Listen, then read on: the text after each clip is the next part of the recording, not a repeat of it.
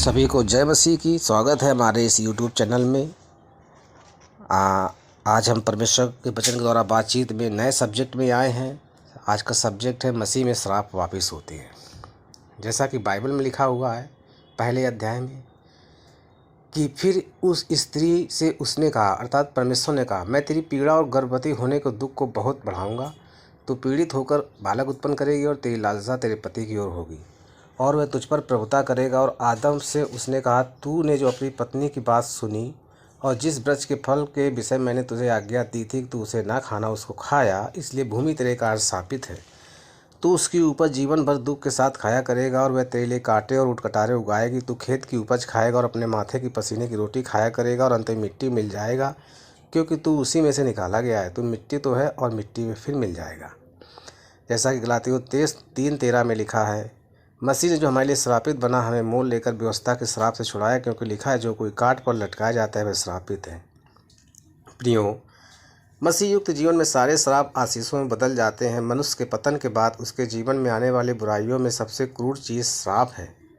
परमेश्वर किसी को खुशी से श्राप नहीं देते, लेकिन धर्मी परमेश्वर होने के नाते परमेश्वर पाप व उसके पश्चात परिणामों के साथ उचित व्यवहार करने के लिए मजबूर थे। उत्पत्ति के प्रथम 2 अध्यायों में हम एक आशीष देने वाले परमेश्वर को देखते हैं, लेकिन मनुष्य के पतन के पश्चात वही परमेश्वर सर्प, स्त्री व पुरुष को श्राप देता है। लेकिन इस श्राप में भी परमेश्वर पिता के प्रेम व प्रवाह को देख सकते हैं। आइए हम परमेश्वर के श्राप को क्रम में देखें। उसने सबसे पहले शैतान को श्राप दिया, जो मनुष्य के पतन का मूल कारण था। स्त्री का श्राप, उसके पश्चात उसने स्त्री को श्रापित किया, जो सर्वप्रथम बहकाई गई थी। स्त्री को श्राप दिया गया कि वह संतान उत्पत्ति के समय पीड़ा से होकर गुजरेगी। उसका दर्द व पीड़ा एक समय अंतराल के लिए निर्धारित कर दिया गया, लेकिन जब वह बच्चे को जन्म दे चुकी होती, वह अपने सारे दुख व दर्द को भूलकर बच्चे के जन्म के कारण आनंदित हो जाती है। मसीह में होकर एक स्त्री अपनी इस आज़ादी की घोषणा का दावा कर सकती है। पुरुषों द्वारा पत्नियों पर प्रभुता करने का भी श्राप टूट गया। अगुवाई और अधीनता दोनों ही परमेश्वर की आशीषें हैं, परंतु यह प्रभुता का जबरन अधिकार करने से बिल्कुल भिन्न है। मसीह में आने के पश्चात स्त्री और पुरुष का अंतर खत्म हो जाता है और आप मसीह में एक हो जाते हैं। परमेश्वर के परिवार में पुरुष को अगुवा ठहराया गया है, लेकिन वह स्त्री से बढ़कर नहीं, बल्कि वह परमेश्वर की मीरास के संगी वारिस है। अपने पति से गहन प्रेम करने के कारण एक स्त्री अपनी पति की अधीनता में रह सकती है। पति से लालसा करना श्राप भी है, आनंद भी है। मसीह में एक स्त्री अपने पति के प्रेम हेतु प्रार्थना कर सकती है। मसीह में आकर अपने पति से लालसा रखना उसके लिए श्राप नहीं, परंतु आशीष ठहरती है। पुरुष पर पड़ा श्राप अदृश्य था। आदम की अनाज्ञाता के कारण परमेश्वर ने धरती व प्रकृति को शापित किया। अब अपने पालन पोषण के लिए मनुष्य को मेहनत करनी थी। उसे उपज प्राप्त करने के लिए काफ़ी कठिन परिश्रम करना था और अंत में उसका मरना निश्चित था। मसीह में आने में ये श्राप पलट जाते हैं। विश्वासियों के लिए ज़मीनी श्राप भी टूट गया।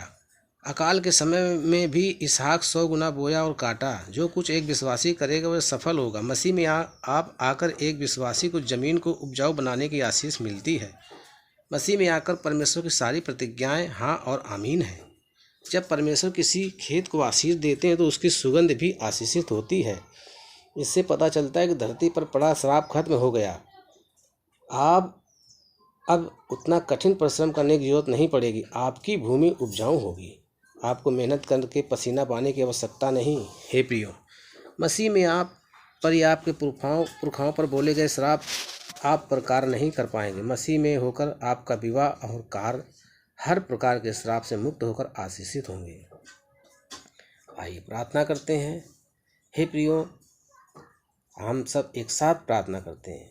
हे प्रभु, आपका धन्यवाद हो, क्योंकि आपकी सारी प्रतिज्ञाएं हाँ और आमीन हैं। मैं परमेश्वर की ओर से आशीषित हूँ। आपने मेरे कारण स्थापित बनकर मुझे सारे श्रापों से मुक्त कर दिया है, जिससे मसीह में होने के कारण अब्राहम की सारी आशीषें मुझ पर आ ठहरी हैं। यीशु के नाम में आमीन। प्रियो, आशा करते हैं कि आज के इस वचन से आपको बहुत आशीष मिलेगी और हमारे इस YouTube चैनल को प्लीज़ सब्सक्राइब और लाइक और कमेंट ज़रूर करना। आप सबों को जय मसीह की। आमीन। मिलते हैं नेक्स्ट वीडियो में। हालेलुया। परमेश्वर का धन्यवाद हो। आमीन।